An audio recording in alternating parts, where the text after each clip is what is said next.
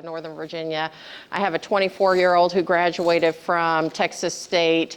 And so what I know to be certain is nobody wants to hear a lecture. And when I was you, I never wanted to hear a lecture. So if we can, I'd love to just have some real talk and some dialogue about anything. I will also caveat with, I am not here to sell the United States Air Force. I'm here to just talk about leadership. I'm here to talk about national security. I'm here to talk about actually anything that you want to talk, but I will highlight the awesome aspect of kind of, my life and my career over the last 31 years. Is that okay? Awesome. All right, so with that, hey, so a little bit about me. Let me just introduce myself. So Joanne Bass. I am the daughter of an Army warrant officer. My dad served for 24 years in the United States Army. So I was a military brat. By the way, how many of you all maybe have a family member who's in the military? Oh, very cool. Any of you all served in the military? Y'all all look young, but I don't know. Okay, oh really? What were you in? Army. Army? Hua, so I speak Hua. Okay, good. Air Force. Hua, okay, very good, smart lady, okay.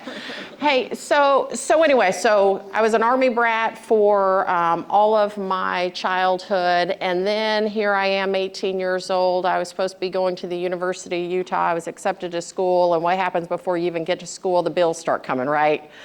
And I knew very quickly that I'm old school, by the way, and my dad's very old school, so I knew that I had a dad who was not going to pay for college. And I wasn't quite mature enough in my mind to also go to college. So I'll never forget what my dad told me, and maybe your parents were the same. My dad always said, 4 years in the military never hurt anybody. Have y'all heard that? So I thought, well, let me do 4 quick years, get my GI Bill, get a little bit more mature and figure out what I want to do in life. And so I joined the United States Air Force. I graduated high school in Hawaii, so I joined the United States Air Force. Amazing opportunity. I can share more about that if you guys want later, but I never in a million years would have thought that I would end up having a 31-year career. In fact, at the 4-year mark when I had oh, very good. Do we have our provost here, Provost Brown? Oh, wonderful to meet you. How are you? Good. Thanks for being here.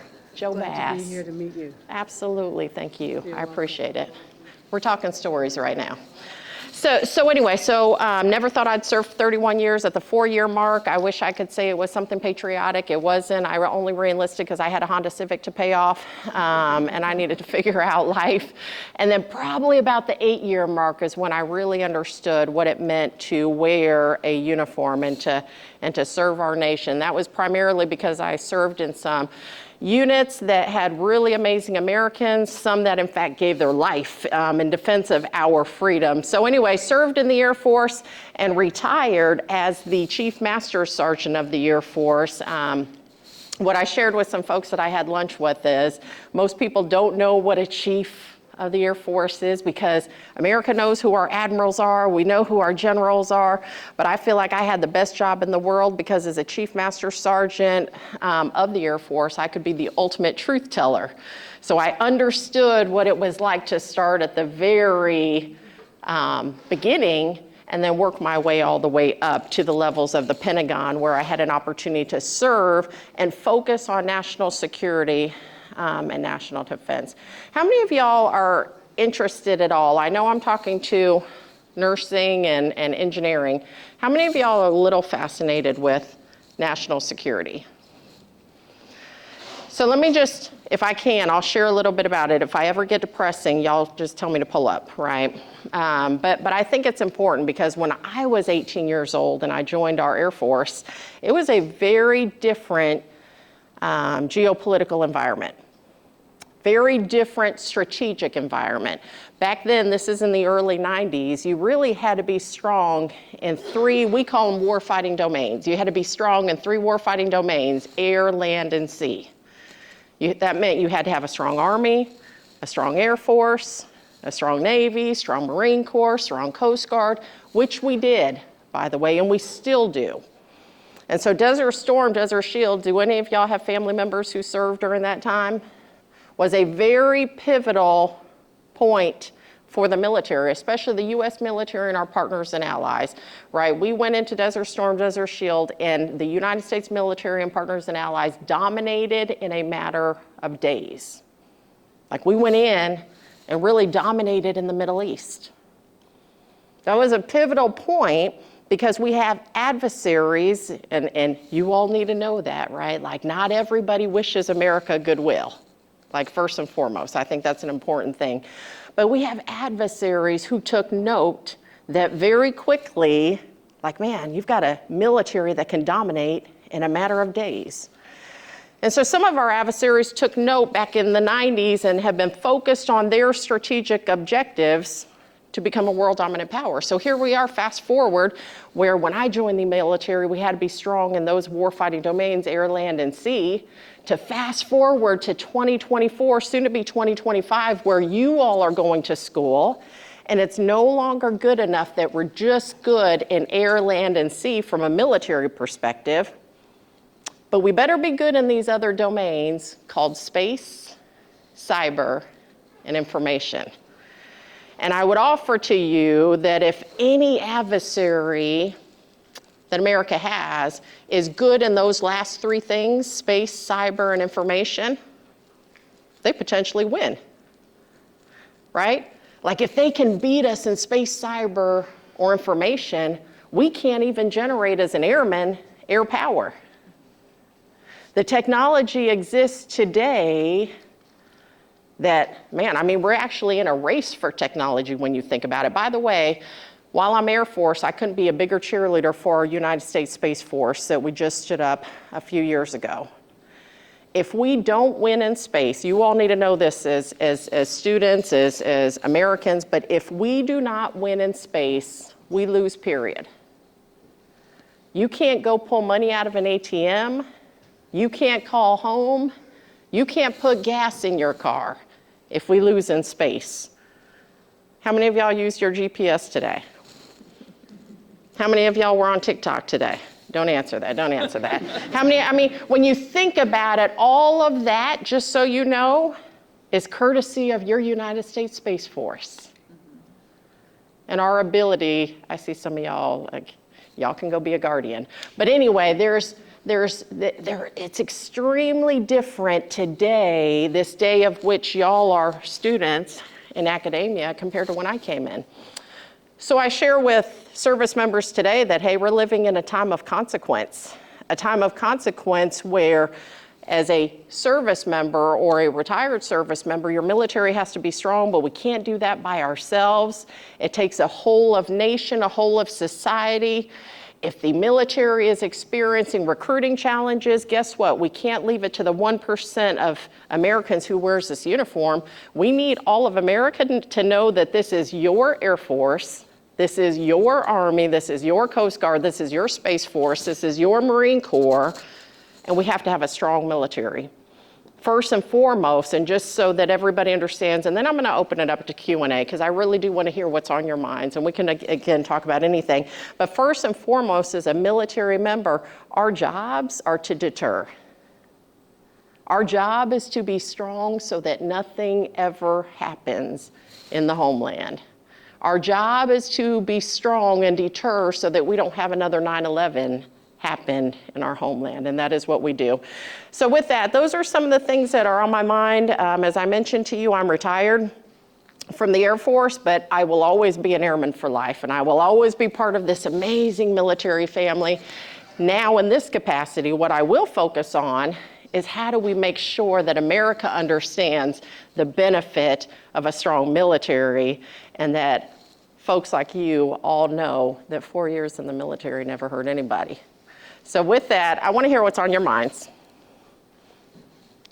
Yes? Do you know if there are any plans for sustained human presence in space as a part of the Space Force? I'm sure there are, but I'm sure I can't talk about it. Okay, very good. Hey, there are a lot of things going on as it relates to what is happening in space. I will tell you, your U.S. Space Force has partnered with folks like NASA and our commercialized organizations and everything, again, to make sure that we have the competitive advantage in space. And however that might look, yes. Hey, by the way, so I'm talking to all of you all over here, but over here there's a whole bunch of uniform members. And so we have some recruiters over here that are out there busy recruiting for our United States Air Force. We also have some folks who are in the operational side of the Air Force. Right over here, y'all three raise your hands, and they do some really great things that they probably can't tell you about also, but they are very steeped in engineering. They're very steeped in the things that we do on an operational level, to include having some medical knowledge. If I don't know a question that you guys ask, I'm pretty sure that somebody around here will, and I'm going to pull from you guys.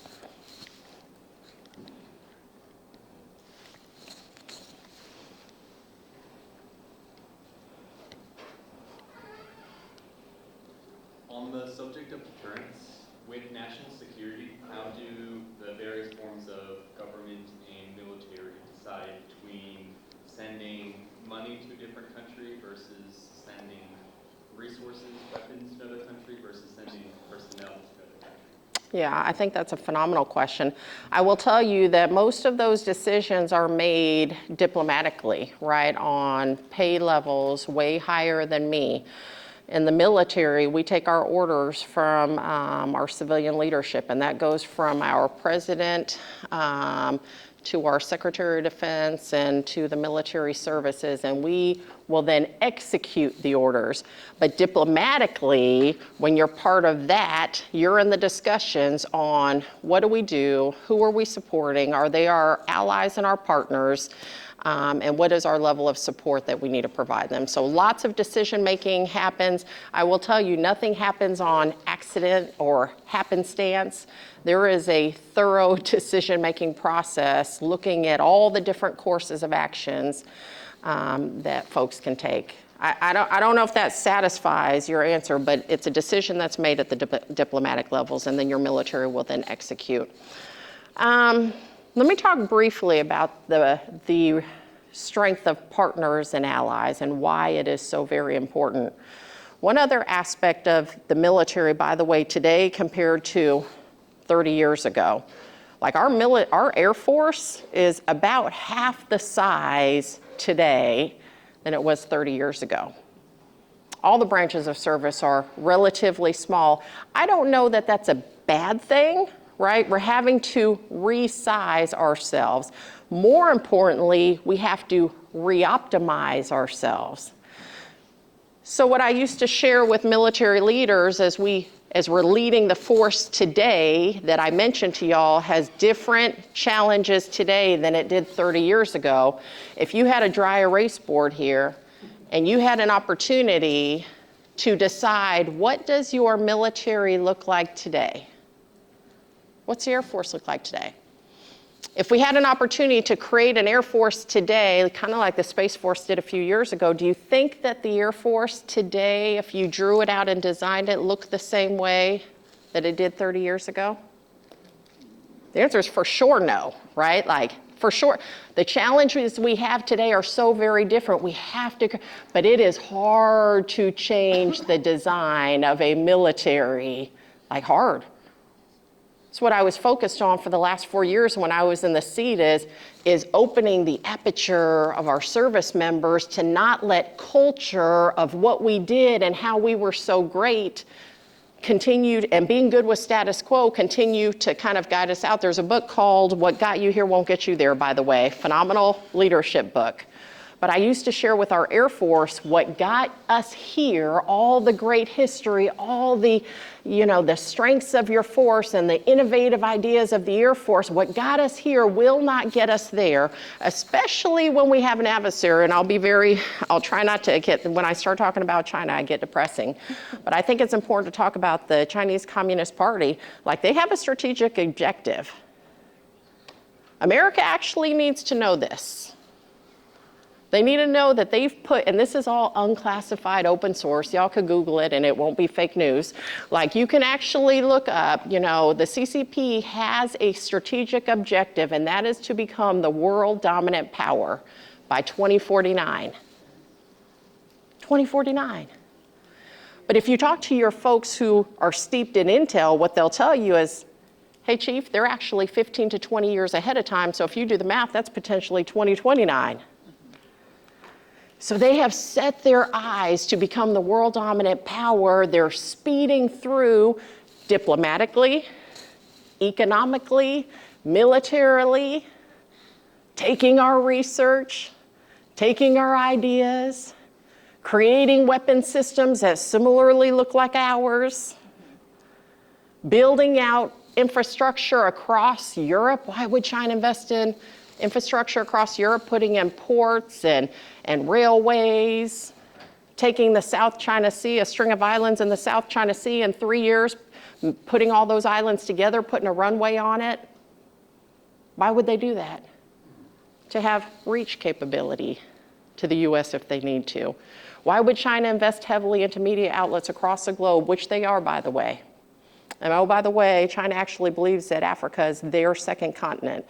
So they're investing in media outlets across the globe, throughout Europe, throughout South America, throughout Africa. Why would you invest in media outlets? Y'all tell me. To control information, to control the narrative.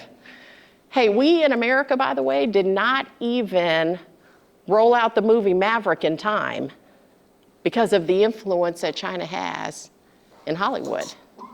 Again, all this is on class open source, but like it's facts. And so if you look about, okay, I'm gonna talk about TikTok. My kids hate when I do that. But listen, hey, TikTok was created where? China. China. Here's what you need to know as y'all are enjoying your best life on TikTok. What you need to know is the version of TikTok that is employed in China is very different than the version of TikTok that is employed across the globe. You need to know that. The version of TikTok that is employed in China that they use is primarily focused on STEM, engineering, good wholesome stuff, how to be, a good citizen. The version that is employed throughout the rest of the world is like hot garbage. It's like cat videos, stuff like that, right? I know it has sometimes it's good. My 18-year-old's like, I know everything about the election from TikTok. But anyway, right? Some of it's good, but here's what y'all need to know. We actually did a study, American children, Chinese children. What do you want to be when you grow up? Chinese children want to be what? Scientists, engineers, astronauts. What do American children want to be? Influencers. So if you think about it, let's go back to the very premise that I talked about. Remember when I said, hey, the challenges your military has is warfare looks different. And we have a nation that is saying they will become the world dominant power by what? 2049. And you are now growing generations who this generation says, I want to be scientists, astronauts, engineers. And then you have another nation who their kids through what domain? The information domain, now wants to be influencers. What does that mean in 10 years from now? Hey, they're playing the long game. And America's like, we're doing good. Okay, now I won't get depressing. I'll take another question. Okay, yes. I have to leave soon because of the 2:30 class. Yes. Did you say the name of the book again? Which book did I say? Oh, What Got You Here Won't Get You There. Thank you. Yes, What Got You Here Won't Get You There. Yes, phenomenal leadership book. Hey, here's another book since you college folks love books and love reading, is that right? Maybe not, okay. Anyway, another great book, 100-Year Marathon. Check that out.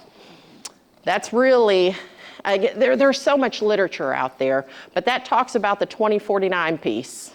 And what it talks about is, China. And hey, when I say that, this is not on the Chinese people, by the way. This is the Chinese Communist Party that I'm talking about. I think that's a very important distinction, right? But China, why they call it the 100-year marathon, they believe they are in a century of humiliation.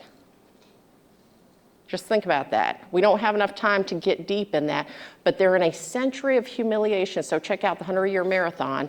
And the only people standing in their way to becoming the world dominant leader in 2049 is us.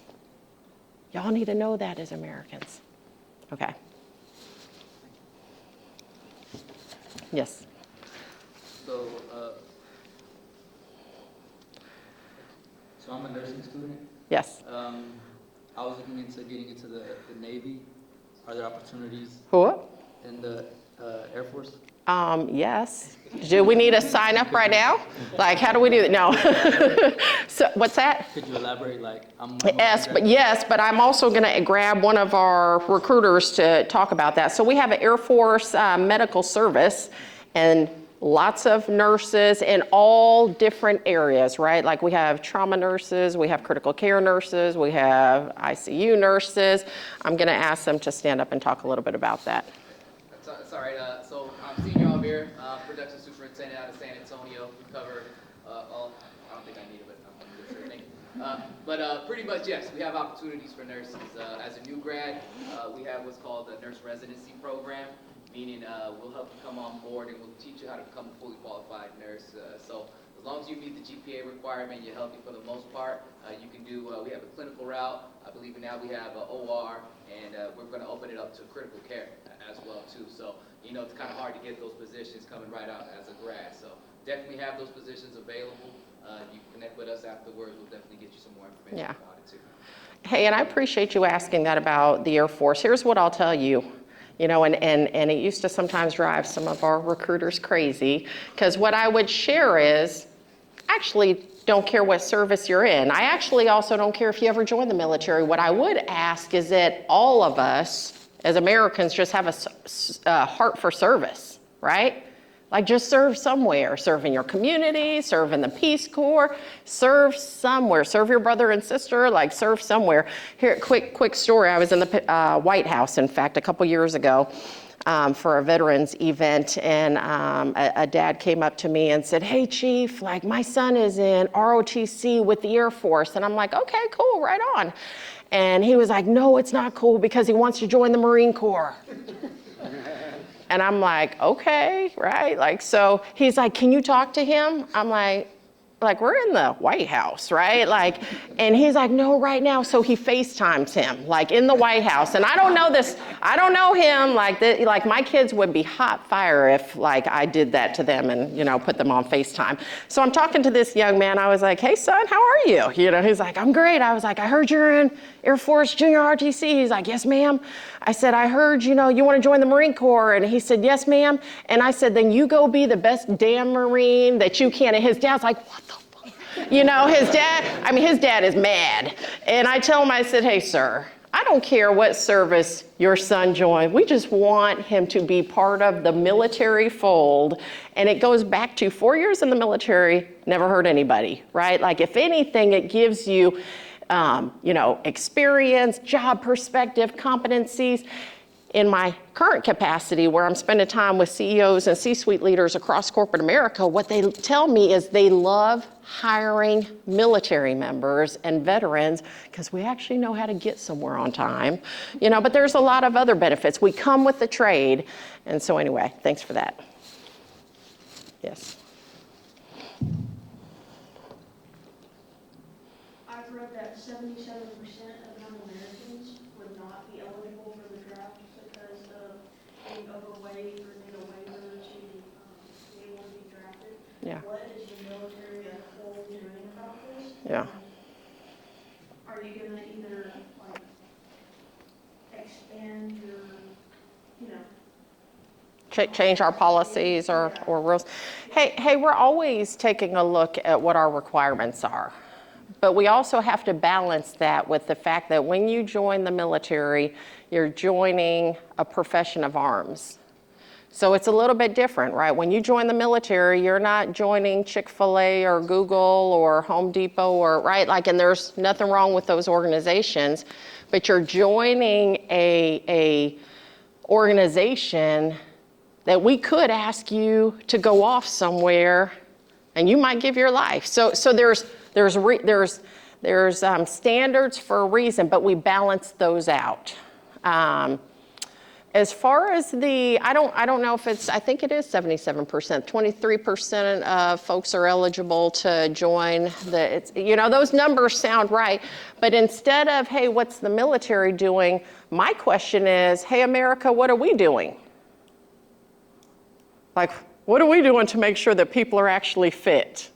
Like, that's a national, that goes back to what I said, right? This isn't just my Air Force, like this is America's Air Force. So, how are we as a nation just, creating a space where people can be healthy and they're the best versions of themselves so that they might be eligible?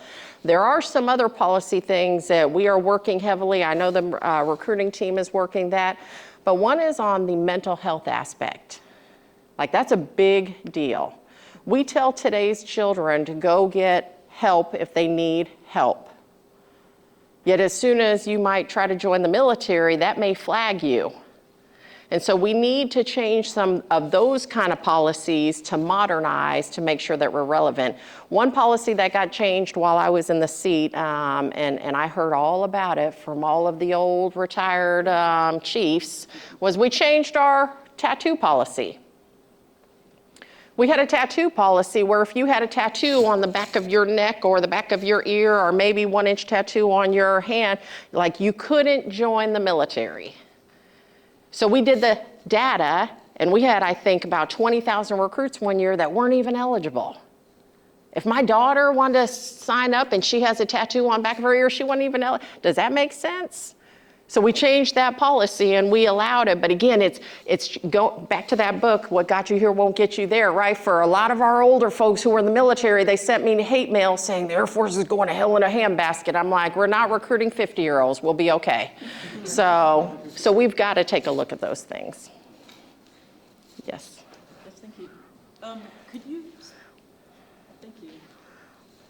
Ma'am, could you please speak for a couple of minutes about your time in the seat specifically and dealing with changing the culture and changing the direction and changing the structure even of squadrons and units and how we operate? Specifically, what friction did you encounter? Was it culture and was it pride? Was it institutional friction, administrative, et cetera? Yeah. And what were the strategies that you tried and failed with? And how did you come around to effective change at this large strategic view, encountering some of these very entrenched hate mail, like you said, but more specifically, the chiefs down and in across the Air Force that are, quote, the safeguard of our ways, and from your seat, probably, the largest roadblocks to traveling down the road in the future. Yeah. Thank you. That was a long question. I know. Let me do my best. Let me do my best, and then if I don't hit on something, I want you to ask me. So change is tough. Yeah. It doesn't matter if you're part of the military, if you work for Google or Amazon or whatever. Change in large organizations is tough, which is why I always talk about the Space Force, and I always give them props, because the Space Force, by the way, will always be small. So the United States Air Force has about 689,000 total force airmen. That's a lot of people, right? Space Force will always remain pretty small. Less than 20,000, I think, is kind of what it is. And so they'll always be able to scale. But when you're talking about change in large organizations, it's tough. So what helps change be more palatable? You got to get buy-in throughout an organization. And so it goes back to that dry erase board kind of example that I shared with you all. I would go out talking with our service members, and I would share with them the current environment. I would share with them that today's Air Force looks different than it did 30 years ago, and if we had an opportunity to whiteboard this out, would we look the same? Like the answer again is no. You wouldn't have this pyramid thing with wings that look like this. And oh, by the way, if we could change our Air Force, and how many of y'all have seen where some of our Air Force bases are? Like we have a lot of Air Force bases, by the way. We probably wouldn't have as many. It takes a lot. Oh, by the way, remember I mentioned we're about half the size today as we were back then. We haven't changed how many Air Force bases we have, so we've got to maintain those Air Force bases so your people are stretched thin. And so when you share that aspect of here's the challenge to all levels of our formations, they start to understand the why.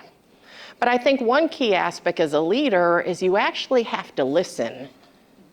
Leaders have to listen. All good leaders actually pay attention and listen to what's happening to their organization, because the higher you go in leadership, this does not depend, this is not a military thing. This is for every single one of you all as you enter into corporate America or wherever you go into, public service, wherever. The higher in leadership you go, the less truth you know about an organization. So you've got to make sure as a leader that you have tentacles to understand what that is. So when I got in the seat, one of the things that I was focused on, and this was in 2020, the fall of COVID had started, and as a military, we still had not embraced social media completely. We didn't embrace this information domain. There were a lot of folks like me who were like, I don't want to have anything to do with social media. Okay, you can do that.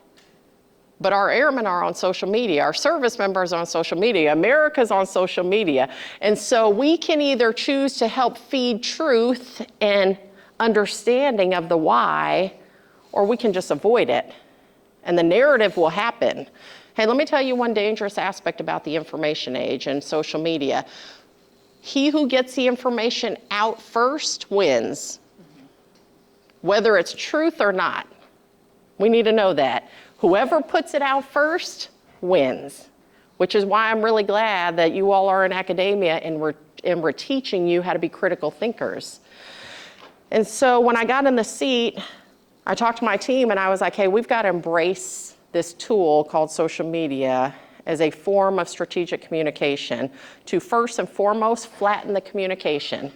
Because if I think, and organizations are typically in a pyramid, right? From your most entry-level employee all the way up to your CEO or president. If I think that when we say something in the Pentagon that it's going to get down to our most junior folks, then I'm probably wrong. Because somewhere in that chain of command, it's going to break. And so I entered in this land of, I had a public affairs advisor. Where's our PA here, by the way? Is he here? He had to leave? Where's, I mean? He's prepping for the next piece of your agenda. Okay, very good. Then that's excused. Okay. Anyway, so we have a PA here, right? Public affairs. So I had to hire a second one. The Office of the Chief Master in the Air Force never had a second public affairs advisor, but I realized that we're in this information domain, and he who gets the information out first wins. We've got to have somebody in that space. So we use social media as a tool to be able to connect and talk with our airmen, primarily using our service members and their families as a target audience, but realizing that as we used social media, they weren't the only audience. There were stakeholders all over the place. So some of the stakeholders are the American public. Some of the stakeholders are our partners and nations. And I think I was going to talk about partners and nations, and I got distracted. I'll do that in a little bit. But some of the other stakeholders that I had to realize are bad actors. Out of the 100, we would get hundreds of messages to my social media account, by the way, on a given day. And my PA would monitor that. Out of the 100 messages we might get, probably 80% of them were from foreign bad actors. People who did not wish America goodwill. People who had American dead caskets as their profile pics. People who, again, they're watching. And so we have to understand the domain for the change aspect of it. We use social media to help with that.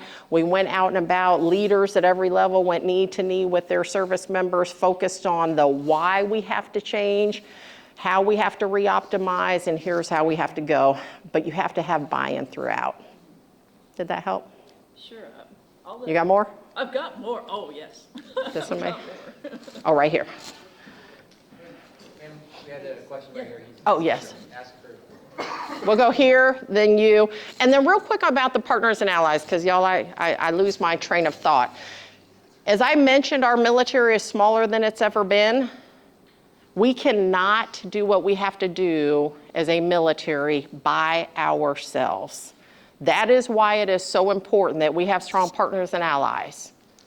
The Brits, the Canadians, New Zealand, right? Like Australia, and we have many of them, and I would spend time with our partners and allies cultivating relationships. Ukraine is still in the fight because they have a strong NCO Corps because of their relationship with the US and partners and allies. I'm a professor at the UTA. I joined the UTA September 1st. Before I joined the one, I was at ASU, it's one of the universities. I have one of the best students. He was an Air Force test pilot. Oh, very good. He worked on his PhD under me 10 years, from 2009 to 2019. 10 years period, he finished his PhD. One semester, just one course at the most. And that hard way he worked through. During the 10 years, he promoted to the captain. Later on promoted to lieutenant colonel, yeah. And then eventually get a job as a DARPA program manager. So I think you guys are good Yes. candidates there. Yes. I wonder, can you get more pilots join us? Thank you. Thank you. So the Air Force does tend to lead in all areas of life. But anyway, okay, no, I'm joking.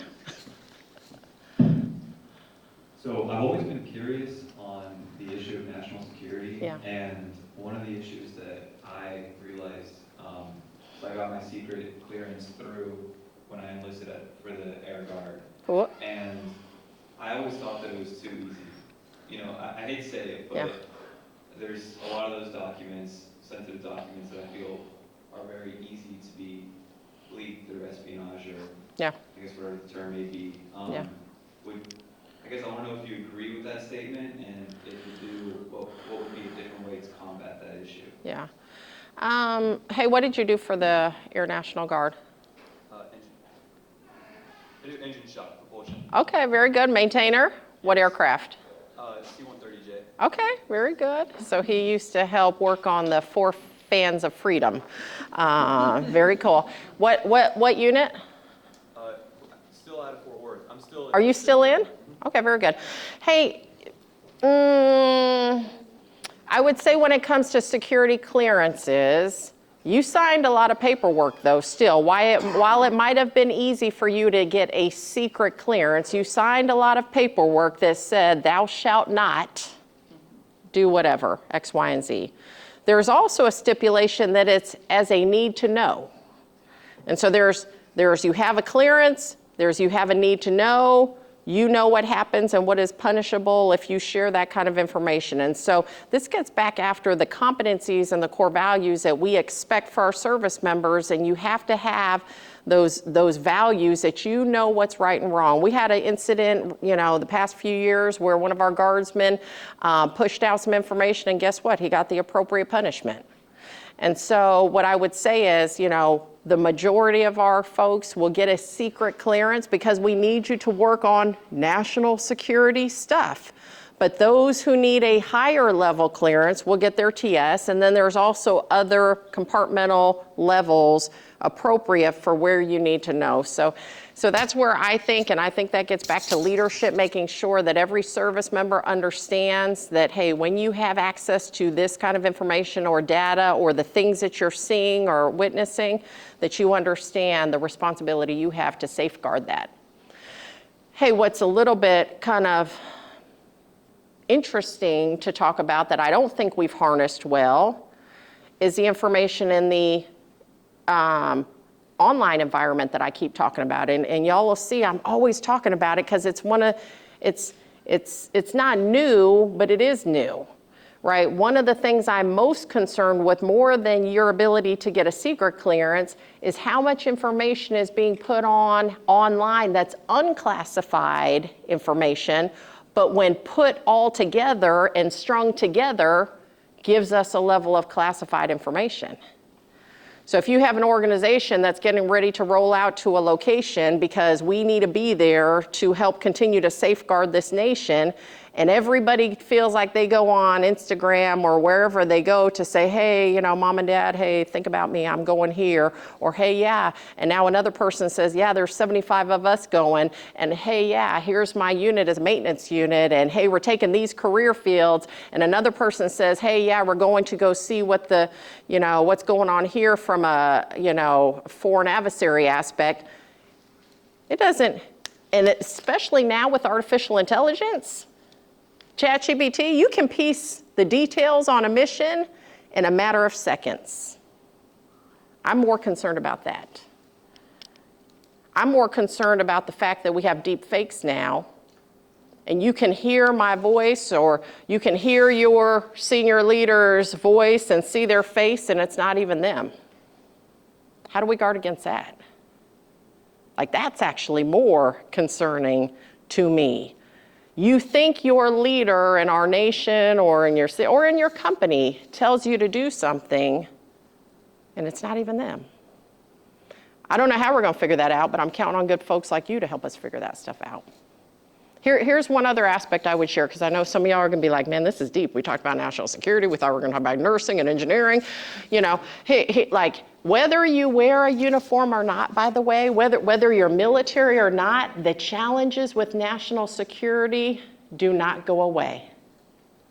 You need to know that. Bad guys or gals are not going to think about this because you're not wearing a uniform. So this is why, it behooves all of us that we do have a strong, united nation. And I realized when I was flying here, I got on the plane this morning out of DC at like 6 in the morning. I'm like, why did I fly the day after elections? Like, people feel some kind of way. I can tell how people feel based on my interactions with folks at the airport. I'm like, listen, we're all still going to be the same, right? Here's what I love about our military, by the way. We all have different perspectives. We all probably voted for different people, but none of that gets in the way of our ability to execute our mission, which is to defend this nation and make sure our nation is strong. And so all of us could, maybe just take a lesson out of the military on that. Yes, ma'am.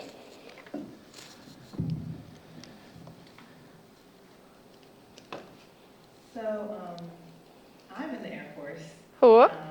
And I admire your leadership. You Thank being you. Chief Master Sergeant.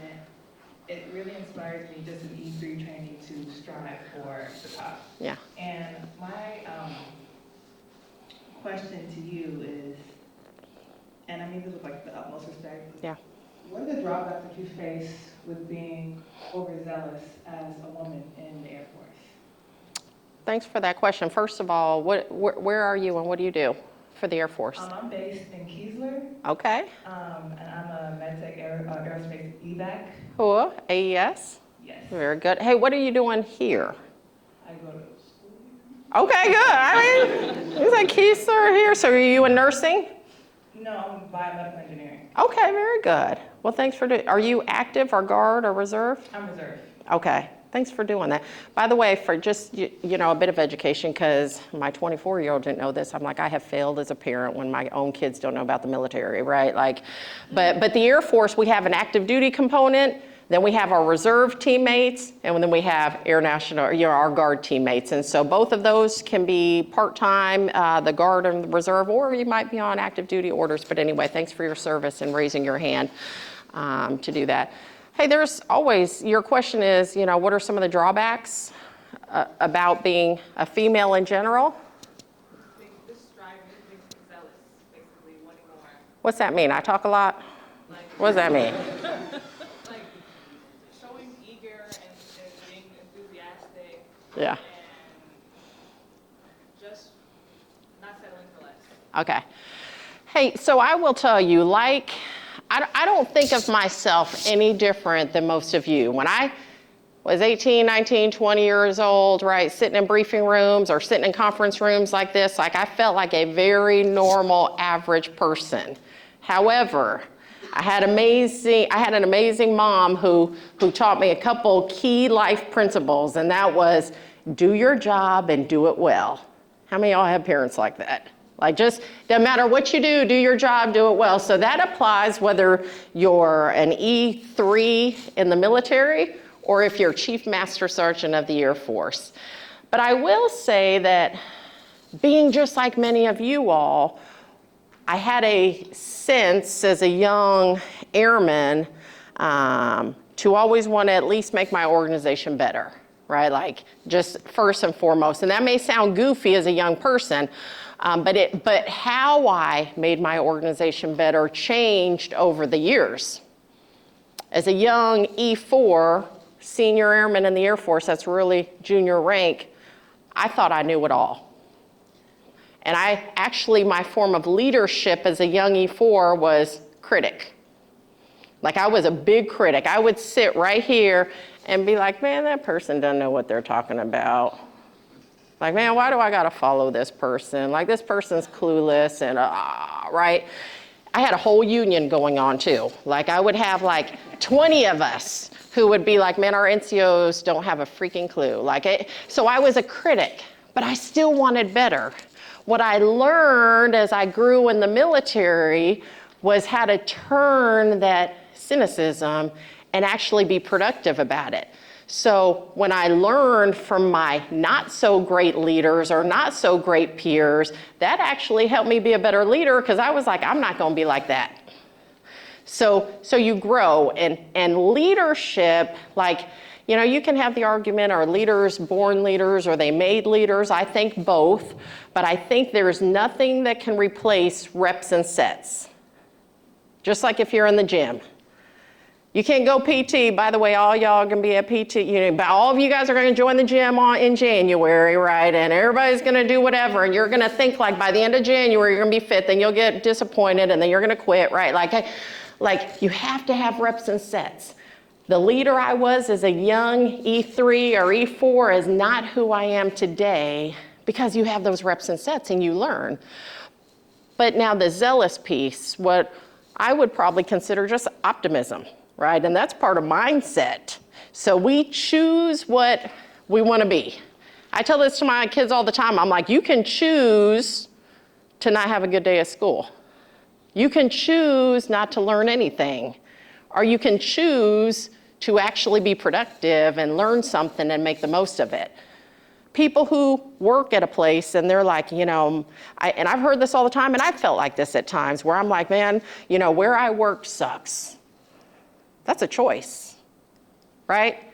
Like, it is a choice if you're going to consider it that way. And so I've had to learn that if I'm gonna spend 10 to 12 hours a day with my fellow brothers and sisters in arms, then somehow we're gonna like each other. We may not love each other, but we're gonna have to figure out how to like each other for 10 hours, 12 hours. And so I've always had the mindset of, let me be optimistic. Let's go, let's try to figure things out. And again, reps and sets, it takes time. Not everything's always, when I was sitting in Afghanistan or Iraq in a Kevlar and bulletproof vest, was I like, yes? No, I was like, this sucks. So I would say there's a time and place on how you deal with that. Thank you. We'll go you, then you.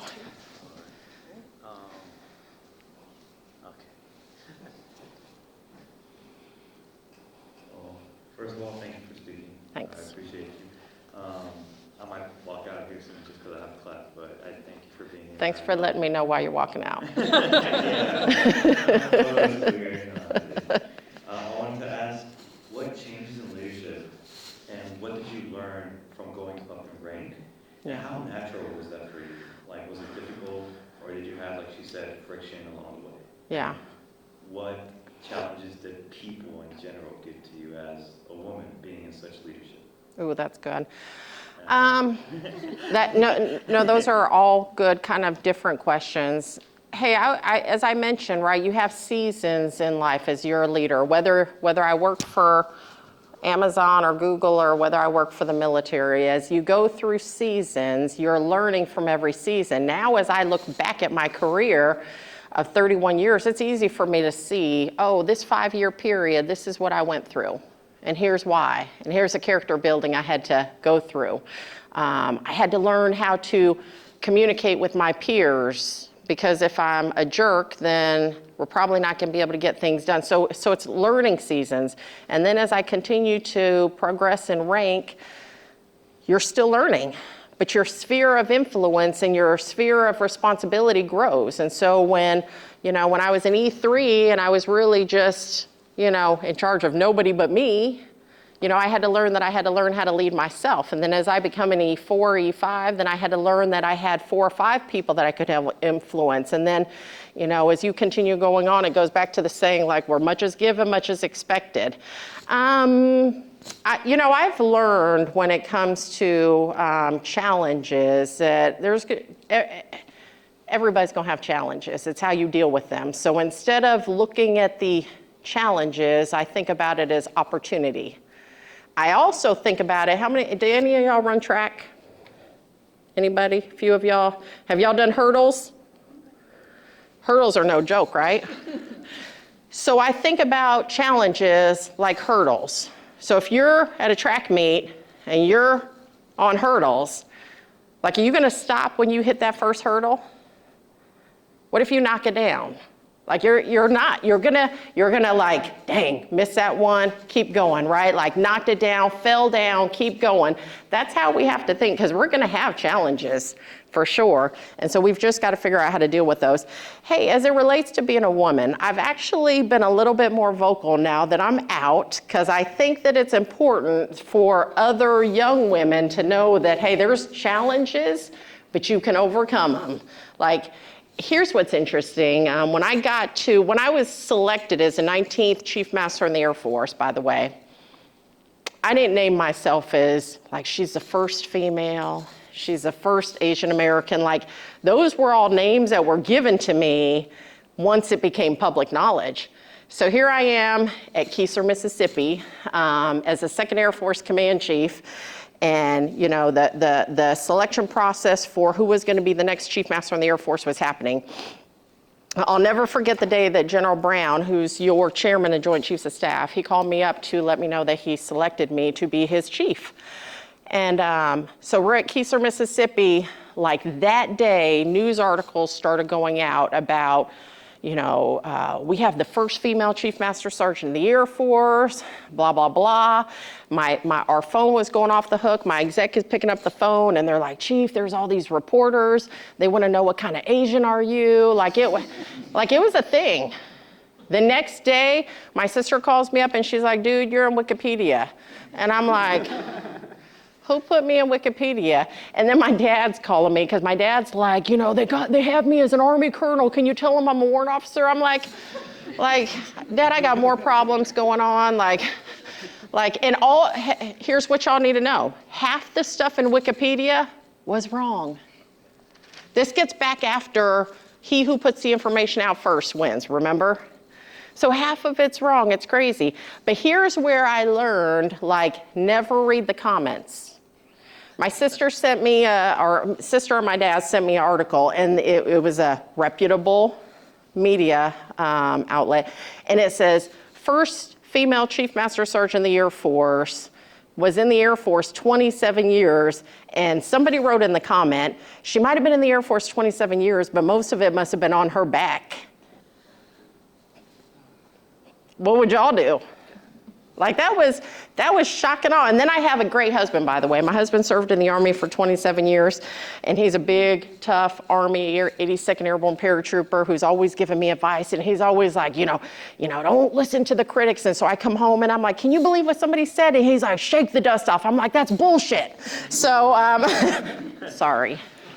Non-attribution, right? But I'm like, hey, so I learned for the first time. I was just a normal Joe sitting at Keesler Air Force Base. Nobody knew about my leadership necessarily until now. I'm in a senior position in the military, and now you're flung out there and you can just see all the crazy. So my challenges really started in the information space with all the people who feel like they could be keyboard, blasters and anonymous, and most of them not even all serving. Yes. We'll go you, then you. So I would like to start off by saying thank you for inviting me to UTA. It's Yeah. an honor to have you here. One of the things I would like to ask, and if you're willing to share, because I'm not sure if this information is classified or not, is you spoke about three aspects that will be define the future of warfare: that is cyberspace, and information. Yeah. One of the things that you've spoken is how information is key on all aspects. But what about disinformation? I'm noticing that there is a gigantic kind of the massive spread of disinformation from everybody, everywhere. Yeah. And this is a, from my opinion, you could tell me if I'm wrong. Yeah. Rather concerning, because the spread of disinformation can really discredit and it can define wars, essentially. So my question to you is, what can you share if the United States is taking the first steps to combat disinformation, or what are the measures they're putting in place to try and control or handle the situation? Yeah. I don't know if I can say anything that's completely satisfying on that. I'll share what I know at my level as it relates to that. But I would ask you, for those of y'all who might be interested, I wrote a 2 or 3 page paper. You can Google it. It's called A New Kind of War, and it's specifically on information warfare. So check it out, A New Kind of War. But what it talks about, it's actually not that new. Disinformation has been a thing for years and years and years, but the vehicles of which it's being used have changed. And so if you Google my name and Google A New Kind of War, you'll be able to find it. And that'll talk a little bit more about this age.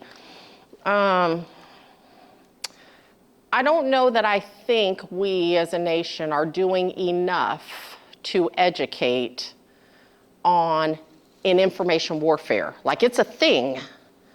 And if you all, at your age haven't heard about it, that tells me that we're not talking about it enough, right? When the killing of George Floyd happened a few years back, by the way, there was a lot of information warfare going on. And it was a fact, right? Again, this is all unclassified stuff.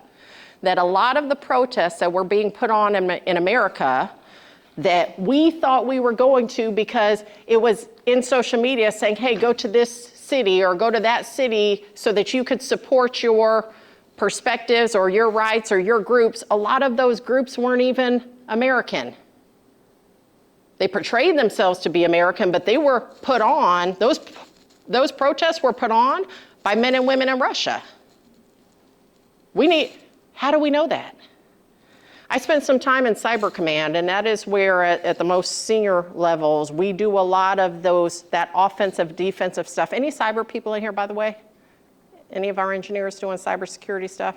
Anyway, we have some of our offensive and defensive cyber folks. I'll tell you, when I left that organization, I walked out and I told my husband, dude, I don't even know what to believe anymore. Like, there's that much stuff that depending on what news channel you listen to, it's all so very different and skewed, which makes it hard for the everyday American to know what truth is. And then if you look at the social engineering of the digital domain, it is a fact that the information age and social media has been engineered for algorithms to study you and what's going to keep you scrolling and what you like to see, especially if it's disinformation. Like, it's a fact. It's funny because I think my husband was like, this was a couple years ago. And again, it continues to advance more and more and more every day. Like, we can barely keep up. But it was maybe 4 years ago, and my husband's like, dude, like, all this golf stuff shows up on his feed. He's like, this is great. And I said, dude, I don't get golf stuff. I got like Christian t-shirts on my feed. Like, it knows what you want to see and hear. How many of y'all have said something, then all of a sudden it pops up in your feed? I had a girlfriend who's talking about ice makers, and I got ice makers. And I'm like, girl, don't talk near my phone. Like, I don't want to look at ice makers. Like, but anyway, so we aren't doing enough, in my opinion. And I think we could do more to educate the American public, which is why actually I spend time talking to civilian leaders across the nation to say we've got to get left of this. We have to start to educate our fifth graders so that they understand this world that they live in. We've got to start educating this level of folks so that you understand. And oh, by the way, we better start educating some of our 40, 50, and 60-year-olds who are spending all their time on it. So I don't know, but that'll be, again, why I love spending time talking to this audience is you all are going to be the folks who help us figure this out. Chief, yes. One thing you said earlier that I'd like you to expound upon on that is that you talked about the fact that you were excited that they're learning critical thinking. Yes. Because that's key to understanding social media. Yes. Yeah. I mean, it's what I share with our service members. We need you to be critical thinkers, and we need you to be better than what you see here is what you necessarily believe. Like, where's the source? Like, actually look for the source. But hey, we've made it tough where sources upon sources upon sources are all saying the same thing. And so, I think that's one of the things is figuring out how to be a critical thinker so that you can think for yourself, so that you can grab the data that you see, that you can do the research and not just believe the 8-second soundbite. I thought there was one right, yeah. Okay, hello. As someone that is planning to join the Air Force, I'm glad that you're here today because I wanted to ask about the reserve unit. Yes. And whether it's easy, how easy it is to join the Space Force from there. Yeah. From an Air Force reserve unit? Yes. Yeah, let's see what you say. All right, so the question is going from Air Force Guard or Reserve into the Space Force? Are you talking enlisted or officer? I'm assuming this audience... Let's just say both, yeah. So I can probably speak to the officer side, and the benefits of an enlistment can really give great leadership opportunities to demonstrate your skill set. The achievements of which you obtain show very well and favorable when the individuals reviewing your records look at that. So if you have enlisted performance that maybe isn't the best, then it won't necessarily advance you forward. But if you take advantage of those opportunities, perform well, in addition to multiple other factors that they evaluate, the whole airman concept, your academic discipline, the totality of the package would then get a board score and compared to all of the other individuals applying to those same boards, which operates very similar to all the CMSAF boards. Here's what I would say. If you want to join the Space Force, the easiest way is to just join the Space Force right now, right? Like I would say, but instead of being a reserve or guardsman, not that you can't, but it's probably a little bit more challenging. As Space Force is going to be competitive, right? They are small in nature. They're focused on warfighting. We will put some of our best, most highly competent people in STEM in Space Force. You know, primarily with a computer background, IT background, strong STEM scores, Intel background.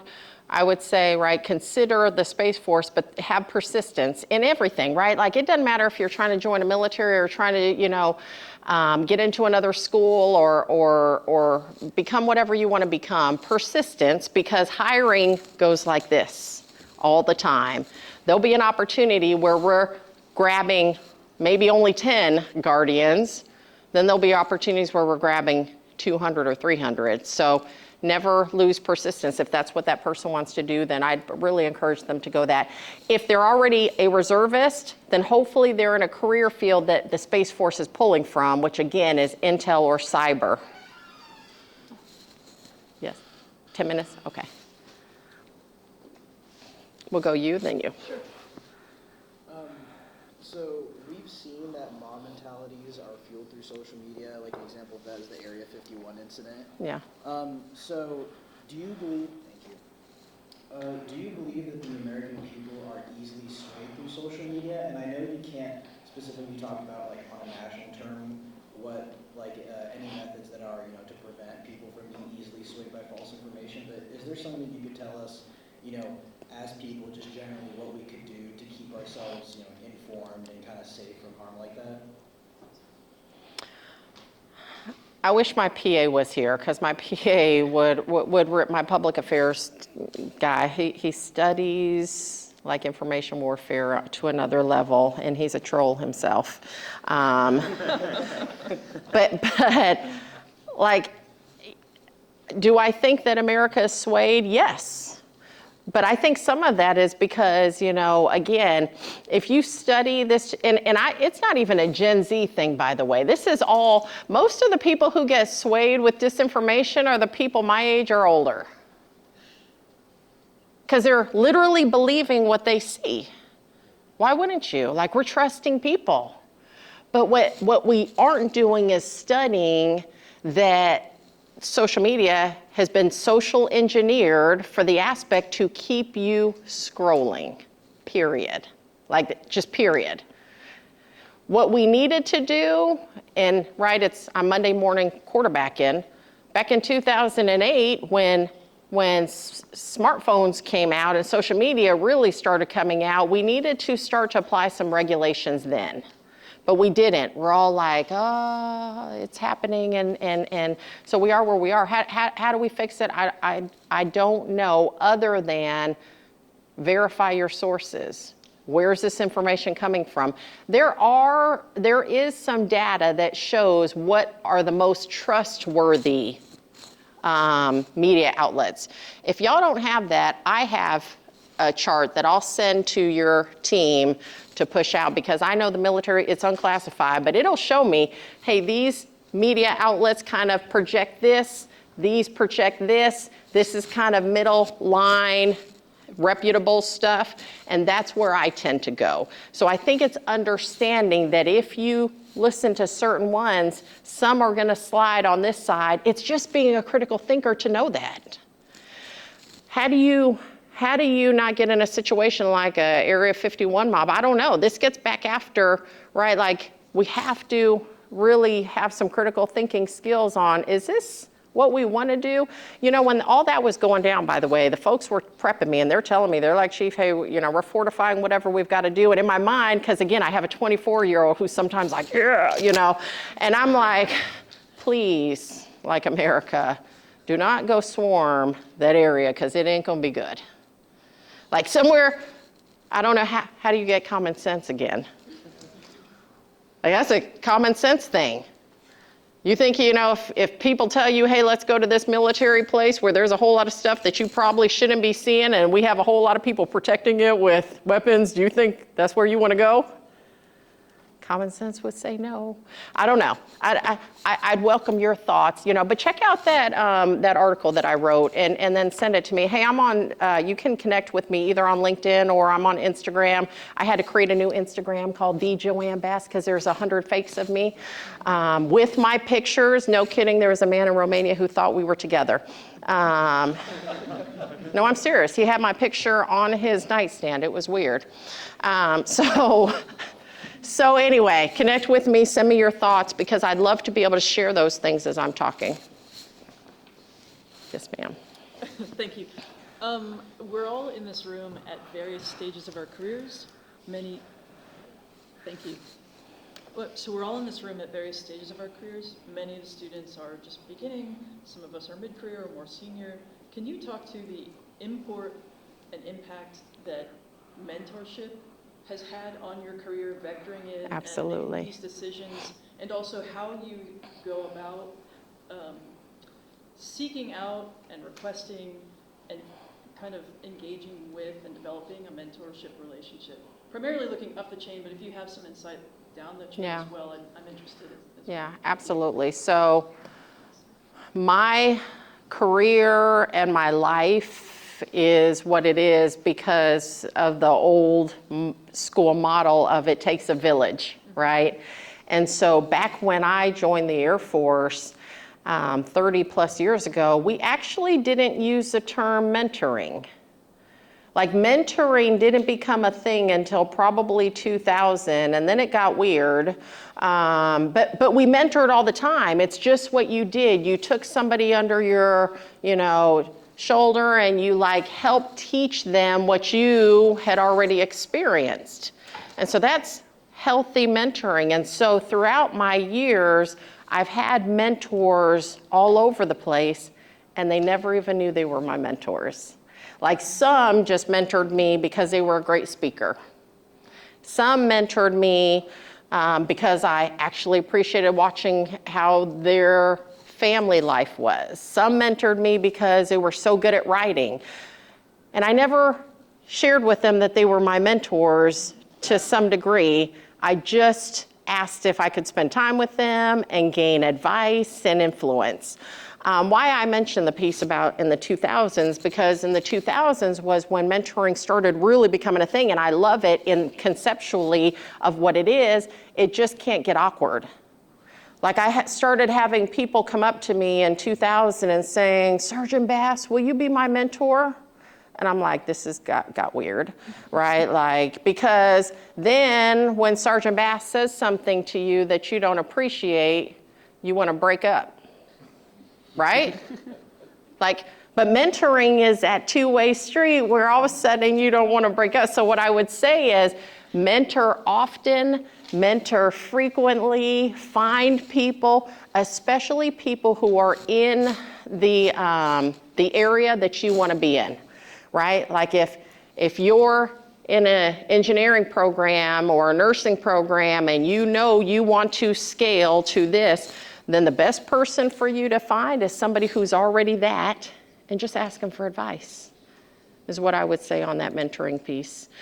Yeah. Does that answer that? Sure. Yes, thanks. Yes. Firstly, thank you for being here. Thanks. My question is about officer training school application process. Yep. If you could speak to that, or anyone over here could.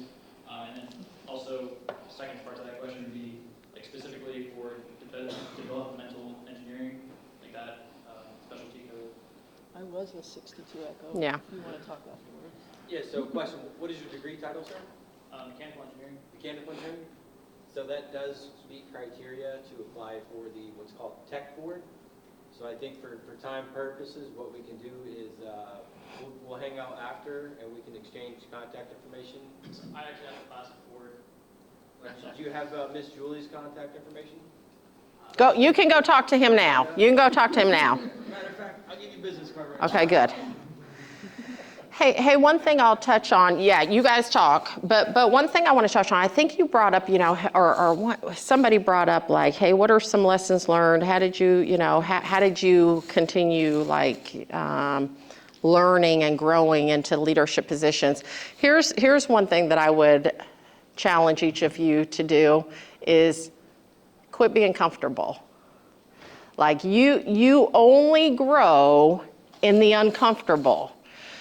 So when I was in E4 going to Airman Leadership School, I'll never forget I had to give a speech for the first time. I almost threw up. And my voice was shaky, and I was like, this is the worst. And I was just talking about my job. Like it was nothing, it was a nothing burger. But I was sick, like full on sick. And so I had to, because I felt sick like that and I didn't like that, I was like, let me put myself in uncomfortable situations more so that I can start to perfect that thing. And slowly, through reps and sets, you'll get better. Here's a news flash, by the way. Everybody thinks that, as a Chief Master in the Air Force, I'm an extrovert. That's actually not true. Like when I leave from y'all, I'm about to go in my bed and take a nap because it's exhausting, right? Like I'm actually introvert, and I actually don't like public speaking. And so the only way that I could go out, and for the last 4 years, I would go out and speak to audiences of sometimes 2,000, 3,000, 4,000, 5,000 airmen at AFA. every time I would go out and speak, my PA would know this, my team knows I don't like to speak, so I'd have to hype myself up. So right before, 10 minutes before I would go out and speak to any audience, I didn't care what it was, I'd go listen to some music. So I'd listen to some DMX or some Lizzo or whatever and get hype and then go out like you're about to kill this. So put yourself in uncomfortable situations so that you can grow and just be you. Okay, I think we have one quick question and then we're out of time and I have something that I need to give. Yes. It was kind of related to his question about social media. Do you think that ever since the beginning, kind of like a big thing where a lot of people can be influenced by it, that it has decreased the amount of people that, or not, kind of that join the military because of the views? Absolutely. But also the way they view America. Like, just speaking because I'm usually on social media a lot, so I've seen, especially on TikTok, a lot of negative things about the United States. And looking at the comments, I can kind of see how more and more like Americans have started to lean towards not being proud of being American. Yeah. So with that, also with the ban of TikTok, do you think it will kind of make it an increase on the, in a way, like the view of America? Yeah. No, I totally understand what you're saying. I get frustrated, honestly, because I will tell you that I think that the brand for the U.S. military, the Air Force, Army, Navy, Marines, has been tainted because of a lot of the negativity that you see on social media. So if the only thing you've seen on social media is somebody in a uniform and they're talking about how they hate the Army or the Air Force, then what does that do? It taints everybody's perspective about the military. But the reality is, and if you talk to most military members, that's not our truth. There's a brand out there or a thought or a notion that if you join the military, you're going to be hurt. You're going to be sexually harassed or assaulted. You're going to be discriminated. But that is not the truth that we know. I'll be honest, I have 2 teenage daughters. I feel more comfortable for them joining the United States military than going to college. But we're not necessarily sharing that. So it gets back to where I see opportunities instead of just challenges. We have an opportunity in this group to highlight the good. And my challenge to our airmen, 689,000, how powerful it would be if every single one of y'all actually did a positive post of your organization. If you actually talked about, yeah, morning PT sucked, but it actually made me feel better, right? Like if everybody would do that, then their hometowns would be filled with some of the positive to offset the negative. If you do a study on happiness, by the way, I love to study, again, optimism. They say it takes 10 positive things compared to 1 negative thing. 1 negative thing can kill 10 positive things. We've got to start to level set that, and we've got to get back to sharing truth instead of that. So that's that challenge. This is going to be your challenge on how do we share truth in an across, this information age that we're in. I welcome y'all's feedback. So, hey, thanks for spending some time with me. I think you guys are really excited to get back to your next classes and do some work and homework. But no, thanks for the questions. Please reach out to me if there's anything that I can ever do for you. Or if there was a question you wanted to ask, shoot me a note. I actually learn more from you than you'll probably ever learn from me, and I believe in that reverse mentoring. I used to actually have breakfast and lunch with our most junior people because I'm like, help us understand truth, and how can we get after this? So thanks for spending a little bit of time with me. And did Provost leave? Okay, that's okay. We have something for her. We'll give her something later. Okay. Oh, well, thank you. Okay. Well, thank you.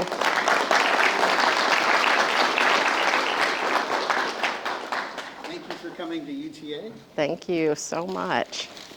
Love the colors. Thank you. Yeah, I know it's not UTD, but. Yes. Oh, very cool. I shall use this in one of my coffee chats. There we go. Or something. Thank you very much. Hey, my last piece of advice to you, take care of you, okay? Self-care is not selfish. Make sure that you're taking care of you. You can't give back to anybody if you don't do that. So sleep well, eat well, PT well, and thanks again for what you're going to do across our nation. Okay, thank y'all. This is Joseph Carpenter. I'm continuing my conversation with Chief Master Sergeant of the Air Force, number 19, Joanne Bass. Chief, we had a couple of questions for you to follow on your presentation. So thank you very much, first of all, for coming to UTA and presenting to us.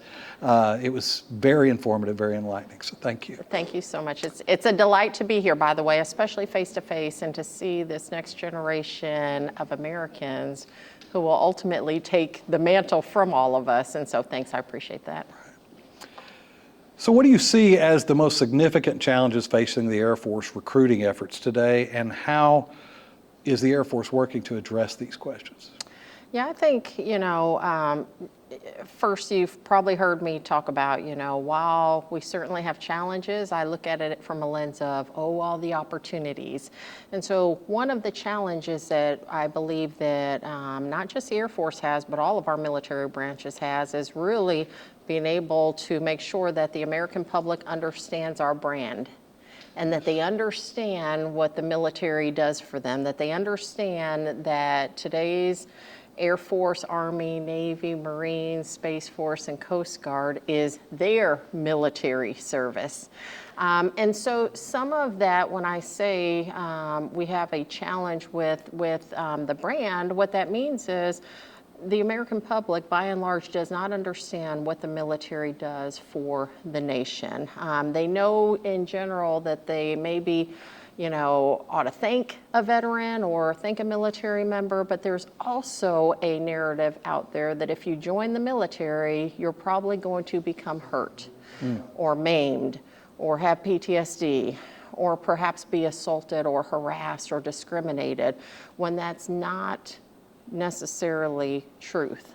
Any organization will have its set of challenges, but there is by far way more good than there'll ever be. So the opportunity piece is that the Air Force and every branch of service really needs to capitalize on the fact that we need to highlight our truth, what we do for the American public, how we are the 911 to America, and how we have in our formations some of the best sons and daughters that America has to offer, and they are the brightest, most educated force in this world.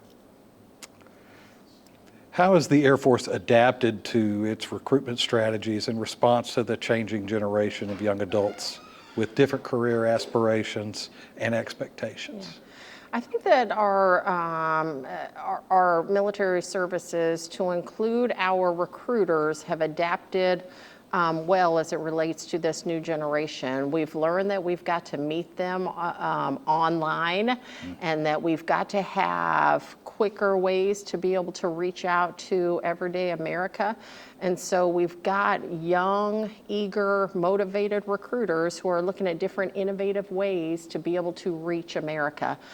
Some opportunities that we have, and we have to continue to explore and really get after, are reaching the influencers and making sure that we're reaching out to mom, dad, aunt, uncle, grandma, grandpa, teachers, coaches, so that they all also understand the benefits of military service, how 4 years in the military never hurt anybody, and be able to really share and carry that message. What specific qualities and skills is the Air Force looking for in its recruits, and how do you communicate the importance of these skills? Yeah, so I think like any organization, we are really focused on STEM, but not just STEM. Like in the United States military, the goodness about us is we will help train you to whichever functional area we'd like you to be in. While we appreciate and while we're focused on making sure that your military is strong in STEM, we're also focused on grabbing some of the best that America has to offer and being able to bring them into the fold, train them into the areas where we might need them, give them the competencies so that they continue being great Americans even when they take off this uniform. Those are the things that we're looking for. And with, if I can, a special emphasis on character. and values and competence. And I will tell you that your military will help give those values and the character lessons to any recruit that comes in. Can you share a story or an example of an individual whose journey to join the Air Force inspires you? And what qualities about the story do you think resonate for young people today?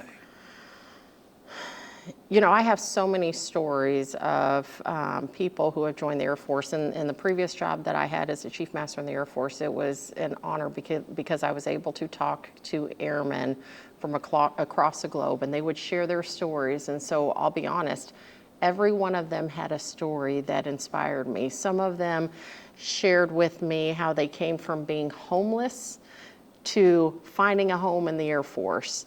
I'm reminded of another airman who was a good friend of mine who didn't finish high school, could not pass the ASVAB, and through some determination and with their recruiters, was able to finally finish an ASVAB, was able to get a GED, and his upbringing and his background did not hinder the potential that he had as a human being, and he, you know, went on to serve as the Air University Command Chief at one of the most senior levels. So there's thousands upon thousands of stories of all of our airmen who, to me, inspire me because they all sign up for a different reason. They all stay for a different reason, but nonetheless are part of the 1%. I do have to give a shout out though to my dad. And I would say that he is also somebody who inspired me because of his high standards. He told me he was not going to pay for my college. And so that sparked that I've got to figure something out. And he sparked my service and sparked my service and will to join the United States Air Force. So he is also a very specific role model for me. For those who may not come from a military family, what do you believe is the most important for them to understand about the meaning of military service and the unique opportunities offered by the Air Force or Space Force? I think what I would share to somebody who just isn't familiar with the military is when you join our United States military, you are now part of a family. And that family is with you forever. Whether you serve 2 years, 4 years, 8 years, or 28 years, you're part of an umbrella of a family who we care for you. Whenever I see other military members, I don't care what branch of service they're in, they're part of my family. They're a brother and sister in arms. And so they join a fraternity that is serving for something higher than themselves, and they will be forever changed. And finally, what are your thoughts on the AFA's efforts to inspire military service? I could not be more appreciative of AFA and their desire to partner with our recruiting team to make sure that we are inspiring military service through having ambassadors across America through our AFA chapters to go out to speak with the communities, to go out to speak with influencers, to partner with recruiters, and really to take a whole of nation approach in, you know, military service is a good thing, it is a noble thing, it is a worthy thing. And so for AFA to, again, continue serving in that capacity to make our communities greater and our military greater is really an exciting opportunity. Thank you so much for coming to UTA. It's been our honor to host you here, and thank you for your message. And we look forward to hearing more from you in the future. Thank you. I appreciate it. Thank you.